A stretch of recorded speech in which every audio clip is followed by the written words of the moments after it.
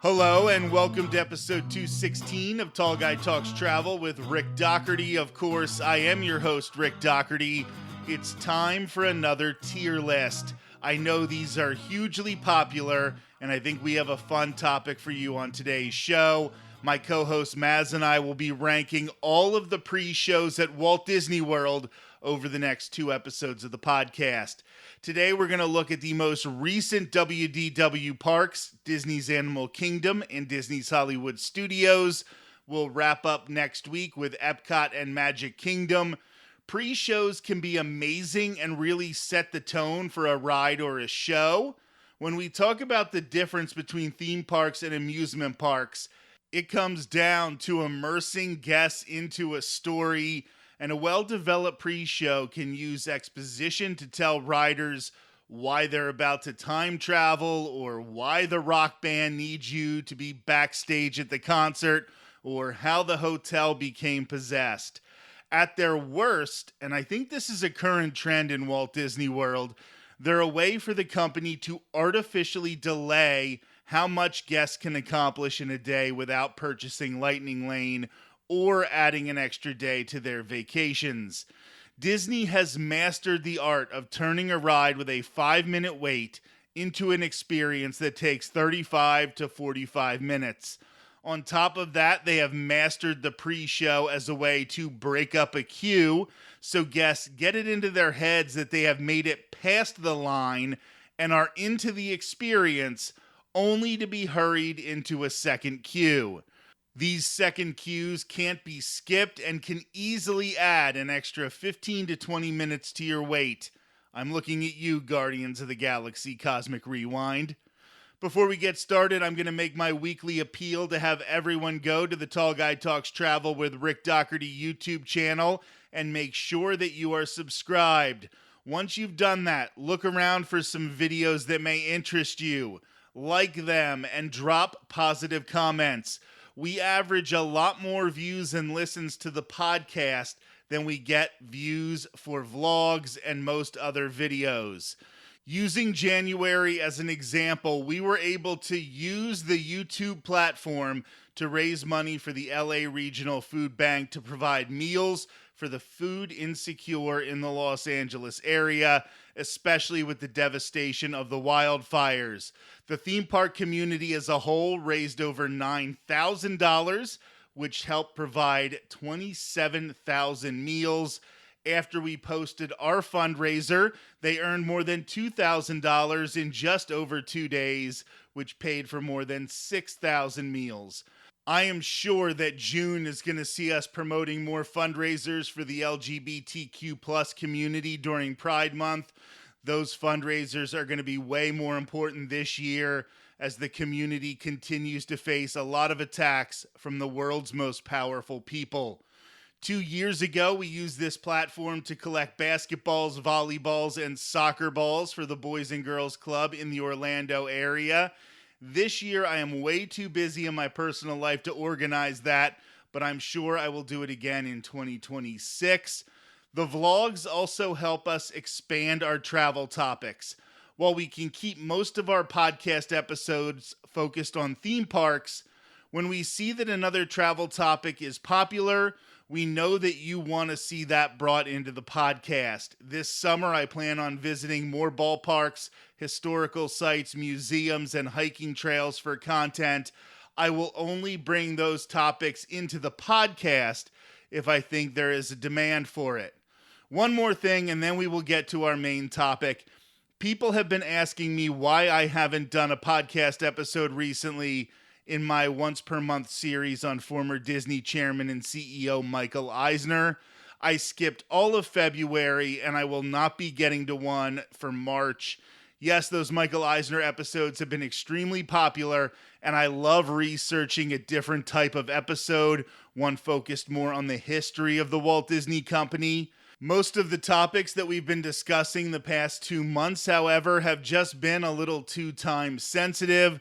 We wanted to talk about Run Disney Marathon weekend at Walt Disney World, before spots went on sale for the next Run Disney Marathon weekend at Walt Disney World. I wanted to talk to someone at Morgan's Wonderland theme park before the park opened for the vacation season. I still have plenty of ideas for Michael Eisner content, and I spent way too much time at the library reading books about his tenure at Disney to not continue producing episodes about it. Right now, let's welcome my good friend and regular co-host Maz back to the show. Thanks for being here, Maz. Thanks for having me. We are going to do another one of our famous tier lists today, and this was one you had this idea, and it is a really, really good one. So I think we're going to have a lot of fun. We are going to rank on a tier list the pre-shows at Walt Disney World. I think we have all of them listed, correct? I think so. Okay. We'll probably miss one, like when we did the tier list of Epcot rides and forgot Frozen. Yeah, that's rough. We don't get paid for this. So anyway, we are going to start with Disney's Animal Kingdom and work backwards by park opening. And we will start with Avatar Flight of Passage. This is an amazing queue, but I'm not going to say the pre-show starts until you are in the room where you're sort of shaking your arms around and the guy is saying, fly.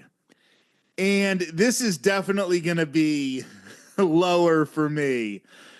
I've gotten to the point where I actually hate this pre-show because I think it is a ride that has a long line. Like, if you're riding this, even if you have a lightning lane, you're still waiting a little bit because the point where they combine the lightning lane and the standby is still a little bit of a wait to go. And then you have to wait through a long pre-show as well. The pre-show does not add anything. There's actually, I guess, 2 pre-shows to it. And yeah, I just think this is too much. And when I've already waited, I'm just frustrated. Yeah, the fly is without a doubt the best part of the pre-show, and I love that line, iconic line, but it's so long, and you just want to get on the ride at that point. And then, you're standing there and without fail, I feel like without fail, that room always holds you where you have to like get matched with your avatar. There's always a hold in that room. So you do the pre-show, they match you, and then you're sitting there and they're like, wave your arms around again. And it's too much. And I think one of the things about I don't know what his name is, but the fly guy, for lack of a better term, the thing that frustrates me about him is when he talks in that slow and when he talks like that and you're like, I want to get on this ride. I want to get on. Yeah. Like, I've been waiting for 90 minutes. I am psyched to fly over Pandora here. Like, let's get going. And it just feels like a hurry up and wait situation. And those are so frustrating. This is going to be, I think, my only F tier. I hate this pre-show. I am at the point where I just despise it. Yeah, easy F for me. I don't like this one. And I think I actually like the room where they're explaining like the banshees and everything. I think I actually like that less because I feel like it's just, you don't need it. I don't care. You don't need any of this. Just put me on the ride. So yeah, easy F tier for me. Yeah, when you have Joe Rohde, the Imagineer, and you have James Cameron, they all worked on this attraction. And I think they were so dedicated to the backstory that they forget that, yeah, theme park nerds like Maz and I care about that. But that's about it. Like, we're going to move over now to a ride that is not going to exist much longer. And kind of sad about it, but we are going to be losing Dinosaur. And this is Dr. Seeker. And he explains how you are going to be going back to the most inconvenient time that ever had dinosaurs to try to steal a dinosaur. And Felissa Rashad comes in and tells him that that's not going to be the case. And I think this pre-show, so many iconic lines. It's funny. It explains the ride to you, actually. Like, everywhere that Flight of Passage fails, this succeeds because it explains the ride to you in a way that is really, really fun and entertaining. And if you're not, quoting Dr. Seeker at least once a week, I don't know if you're a friend of mine. Yeah, I agree. It is so much fun. And I know a lot of people don't love how outdated it is, but I feel like that's part of its charm. It's clearly a very, very dated pre show, but I love that about it. It just adds to the whole charm of the ride. And yeah, like you said, can you imagine getting on that ride not having seen the pre show? You're going to have no clue what's happening. You will be so confused. And, we all know it is no surprise to anyone who has listened before. I do not like pre-shows. I really like this pre-show because it has a purpose. So, big fan. Yeah, I don't think when I'm riding Dinosaur, oh, can I just go through and get on the ride? I want to sit through the pre-show. Now, the pre-show is short. It's not as long. I mean, maybe it is as long as the Flight of Passage one. It just doesn't feel that way. And the line for Dinosaur is not as long as the line for Flight of Passage. So that helps as well. But I do think that the Dr. Seeker video, which is all I'm considering the pre-show for this, I consider all of the Bill Nye the Science Guy stuff with the dinosaur bones and talking about the different periods and the asteroid and all that stuff. I consider that to be the cue, and the Dr. Seeker video to be the pre-show. So I'm going to say A tier. Strongly agree. Definitely. Okay, and then I scratched my head a lot thinking, are those the only two in Disney's Animal Kingdom? And they are. So we are going to move on to Disney's Hollywood Studios. And if there's one thing I know about Disney's Hollywood Studios, it likes a pre-show. They love to give you a pre-show. So the first one I'm going to start with here is Millennium Falcon Smuggler's Run. This pre-show can be skipped if you do single rider line. As a matter of fact, I think you skip it even if you have a lightning lane. Am I correct? You do. Yes, you do. So this is only for people who are in the standby queue. The fact that you can skip it if you need to skip it is a point in its favor, I think. The fact that you don't have to sit through it like Flight of Passage and some rides that we will get to later. And this is an amazing animatronic. It's a fun story. You get to see Chewbacca. I'm going to say back-to-back A-tier pre-shows in my mind. Now, I want to hear from you, though. We're going to have our first argument. I think that merits of the pre-show alone is how I'm counting this. And I think the fact that it can so easily be skipped, while it works in my favor, and I do love that, I feel like it works against it as the concept of a pre-show, because then it's like, did you really need to do it at all, or did you just want to like build an animatronic? And I get it. I get a lot of people love that, but it does feel a little bit like it serves no function aside from like entertaining you while you wait. So it functions less as a pre-show and more of like an inline entertainment in my mind. No, So, another ride that we're going to talk about in just a few seconds where I literally put question mark by pre-show because I didn't know if it would count as the pre-show or the queue.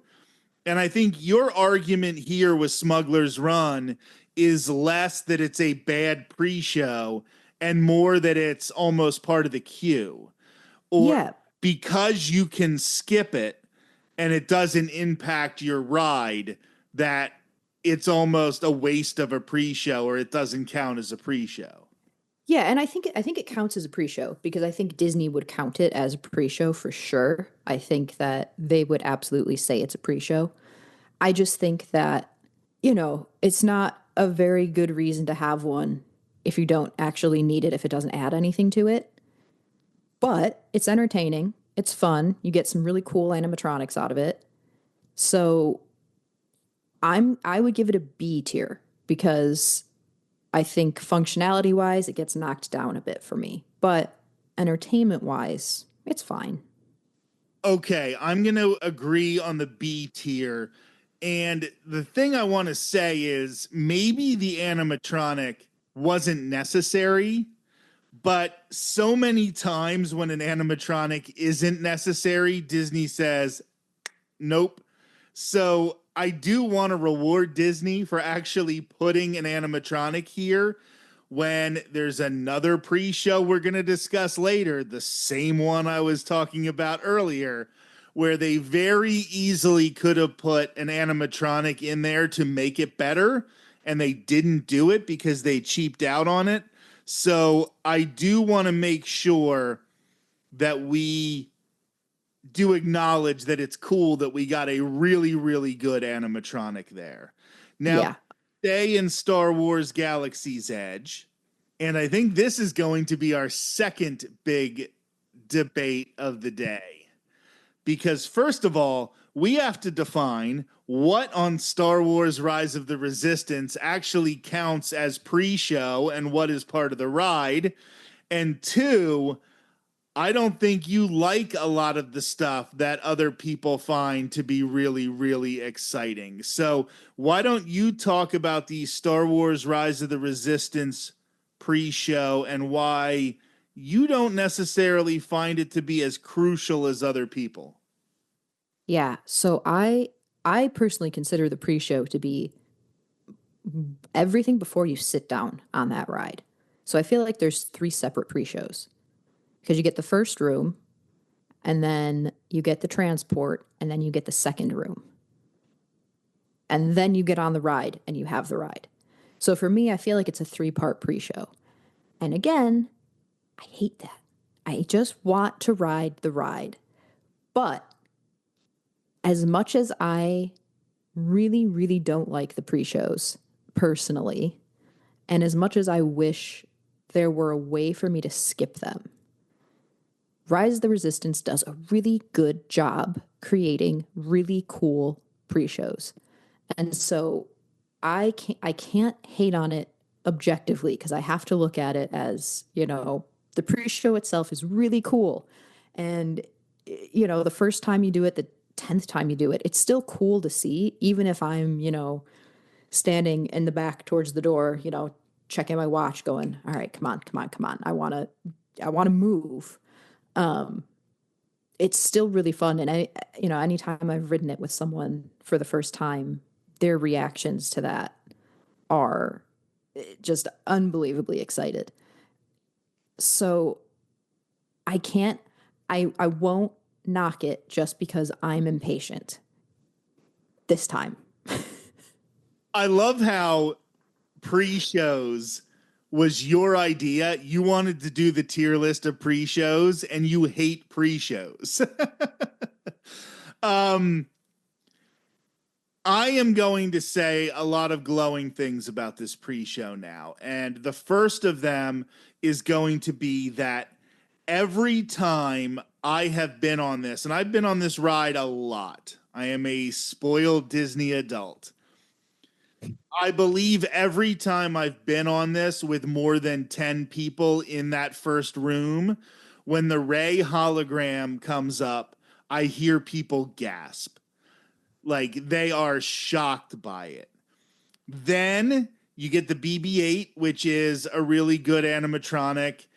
Then you get the quotable line, which is Poe telling you that you're a nice looking group of recruits. He said it every time I've been on there. I don't know if he says it every time, but I just know. Then, as you're moving from that room to the transport, and they have what, an X-wing? Mm-hmm. They have an Yeah. X-wing with BB-8 on the X-wing. That's there. That's photogenic. Then you get on the ride. We have another animatronic, and you can look out the back and get a different experience than if you're looking out the front.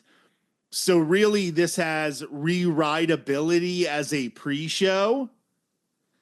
And then you enter that room with all of the stormtroopers, and it's the most photogenic thing probably besides Spaceship Earth and the Tree of Life on all of Walt Disney World properties. So I think this has to be an A tier. Yes, easily. Easily it's an A tier. I think maybe we should even put it in an S tier because there are multiple animatronics. Yeah, and I mean you get the extra room with General Hux too, and there's just so much to it. I feel like this is that example, like you were saying, of like they didn't have to do all this, but they did. They went all out, and you can tell. And again, it does set up the ride, so I do really appreciate that. And it's immersive in a way that I don't think most pre-shows are. Like you do really get that feeling of you're in this world now, and you get on that transport and like you're in the resistance. And I really appreciate that. Yeah, I'd put it in S tier. Although the one thing I will say is everything that gets set up for you immediately disappears like 30 seconds into the ride because you're going to escape and you're not telling them the location of the base and you're going to end up going to the base. And then all of a sudden you can't even get to the base and you're just trying to get back to Batuu. So that's a little silly. Another point that I am going to give it though for S tier is that you also have the cast members who are playing a part in Mm-hmm. this, like really living up to the name of cast members.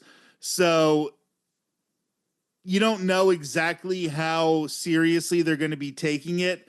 And sometimes I think they do an amazing job of reading the room and telling if you want them to play that role really well or if you want to just sort of be a part of a theme park experience.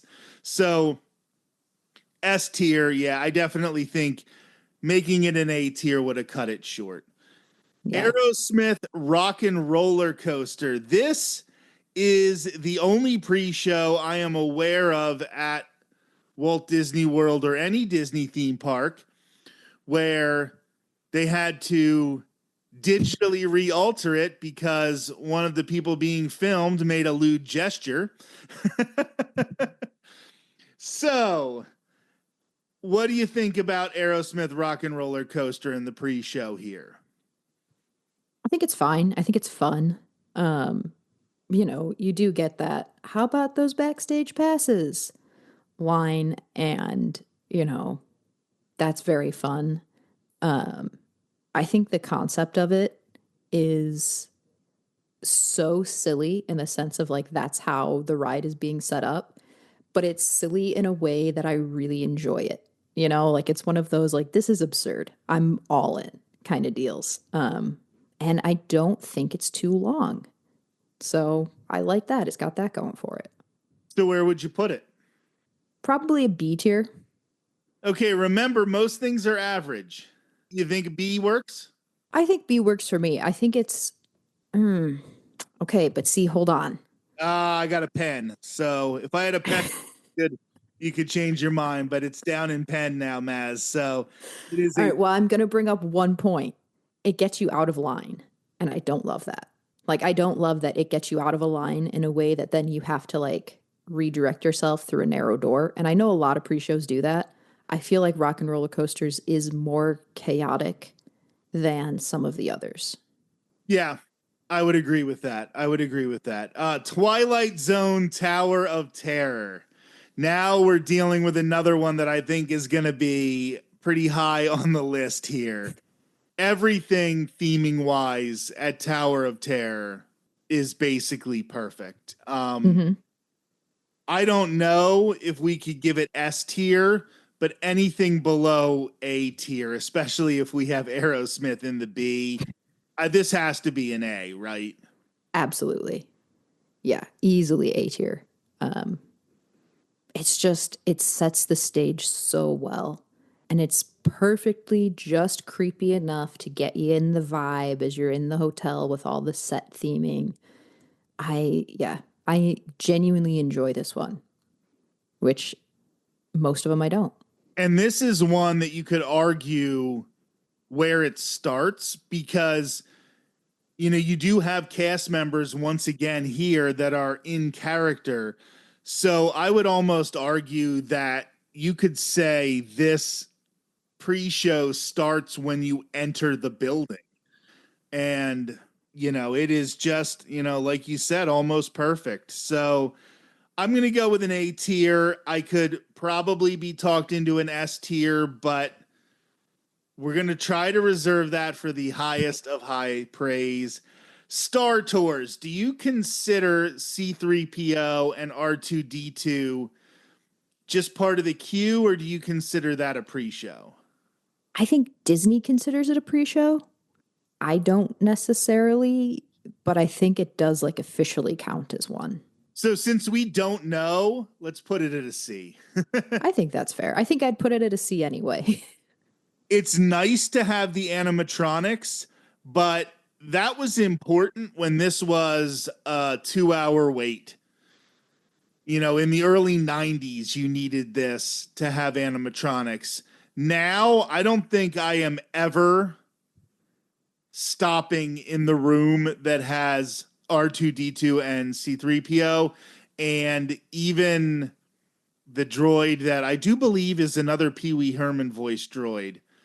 Um, I don't even think, I stop very Yeah. often in that room. So it's almost unnecessary now. Of course, one could argue that describes Star Tours pretty well. Yeah. Kind of goes for the whole thing. And now we're going to move on to Mickey and Minnie's Runaway Railway. This is one that if you would have asked me in 2020, 2021, I might have up at an A.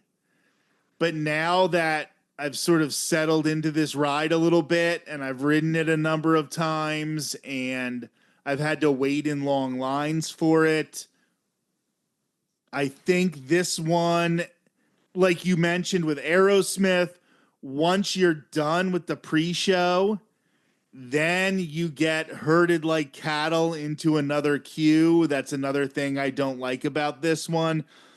So while the movie's cute, there is one really amazing effect. But besides those two things, I think this is probably a C tier. Oh, interesting.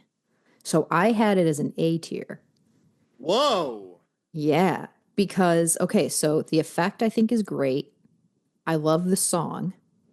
And I guess what I'm learning from this and Aerosmith, I'm kind of a sucker for the cast member video interaction. I think that's fun and cheesy. I think that factored into Aerosmith too. But I think I could be talked into a B if I, we want to do a compromise. I'm there because I did sort of forget about the cast member interacting with Goofy, and that is fun.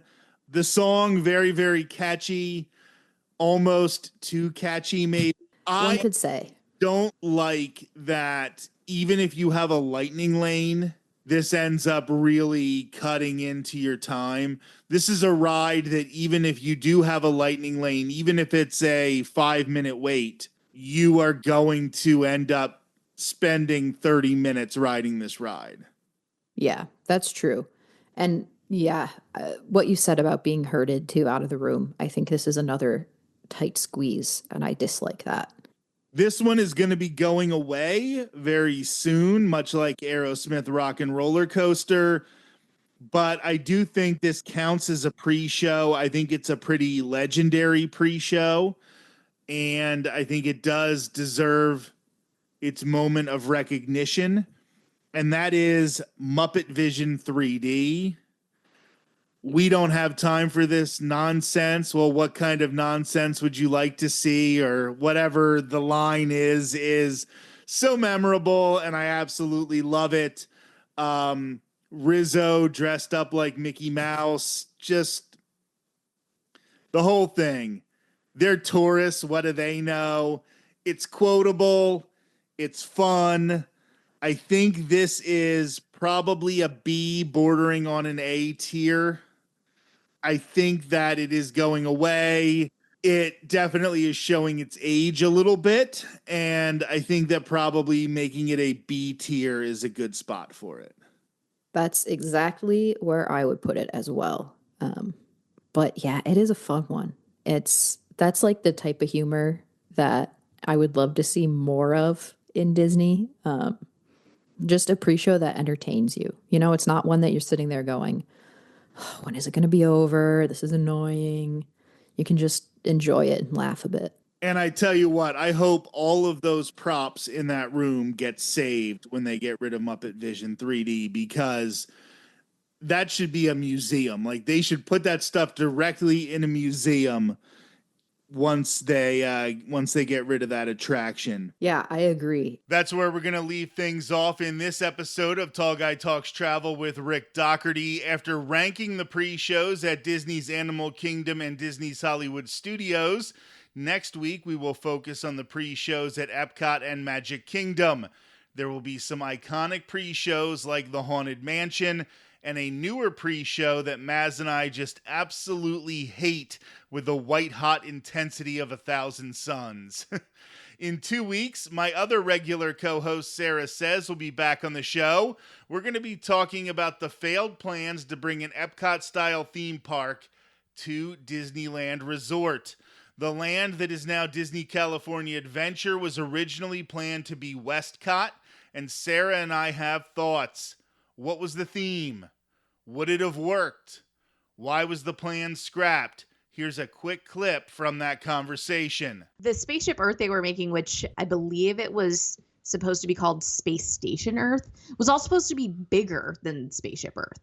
So if you think about that, like, imagine yourself standing at like the entrance to California Adventure, where it is now, and seeing a ginormous Spaceship Earth, like a twice the size, because that thing's huge, like twice the size of that. It's like, or almost twice the size of that. And if it was lit up, if it was whatever they decided to do with it, I think that it would have just been, I think people's concerns about it are valid, because if you look at when you're walking around the parks in Anaheim now, I mean, yes, you see the back of Mission Breakout. You can see the Incredicoaster. You can see Matterhorn. You can see, but it's not something that takes away from, not that there's really a skyline to Anaheim, but it doesn't like just make it take over. It doesn't take over the city. So people who actually live there, where in Walt Disney World, Epcot, it's like in the middle of nowhere. So it doesn't matter that you have a huge space station Earth, because there's not things around it that it would potentially inhibit, like sightlines or things. That will air on April 3rd, while next Thursday will feature the second half of our tier list on pre-shows at Walt Disney World. Until then, have a great week.